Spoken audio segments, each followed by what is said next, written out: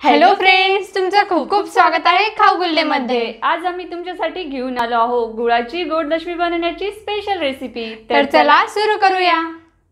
गुळाची गोड दशमी बनवण्यासाठी आपल्याला लागणार आहे 4 वाटी गव्हाचं पीठ, अर्धा वाटी तेल, अर्धा वाटी तूप, 1 वाटी गूळ आणि चवीनुसार मीठ। सर्वात आधी आपण गुळाचे पाणी बनवून घेऊया। त्यासाठी गॅसवर भांडं ठेवायचं आहे आणि या भांड्यामध्ये आपण 1 ग्लास पाणी टाकणार आहोत व त्यानंतर 1 वाटी गूळ टाकायचा आहे। आता हे सर्व मिश्रण चमच्याने सतत ढवळत राहायचं आहे। पुढील 5 मिनिटे मध्यम आचेवर गॅस ठेवायचा आहे। फ्रेंड्स, आपलं गुळाचं पाणी हे पूर्णपणे तयार झालेलं आहे। यानंतर गुळाच्या दशमीसाठी लागणारी कणिक मळून घेऊया। त्यासाठी एका मोठ्या परातीमध्ये आपण गव्हाचं पीठ टाकलं आहे। आता चवीनुसार थोडंसं मीठ टाकून हे सर्व मिश्रण चांगलं एकजीव करून घेऊया।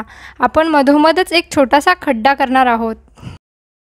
आता थोडंसं तेल या परातीमध्ये टाकूया आणि आपण जे गुळाचं पाणी गॅसवर तयार करून घेतलं होतं ते थोडं थोडं या पिठामध्ये मिक्स करून घ्यायचं आहे आणि गुळाच्या गोड दशमीसाठी लागणारी कणिक मळायची आहे।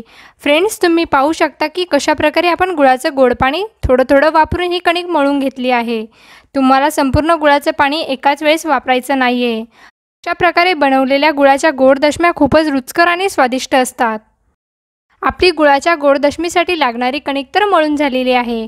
यानंतर परातीमध्ये थोडे तेल घेऊया आणि पुन्हा एकदा तेलाने ही सर्व कणिक चांगली मळून घ्यायची आहे।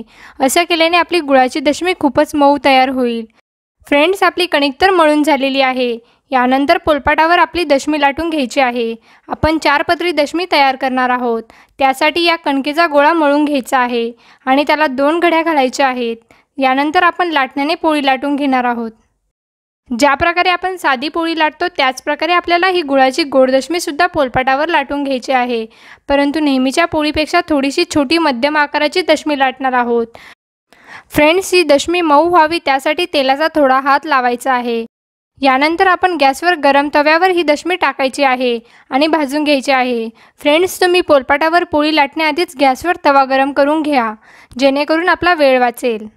या गोड दशमीच्या दोन्ही बाजू चांगल्या भाजून घ्यायच्या आहे। आपण ही दशमी तव्यावरून पलटून घ्यायची आहे। यानंतर थोडा तुपाचा हात दशमीला लावूया, जेणेकरून आपली गुळाची गोड दशमी खाण्यास आणखीच रुचकर लागेल। तुम्ही पाहू शकता की आपली दशमी किती सुंदर फुगत आहे।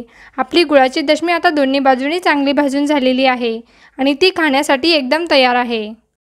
फ्रेंड्स, गुळाच्या गोड दशमीबरोबर जर तोंडी लावायला खोबऱ्याची चटणी असेल तर बातच काही और आहे।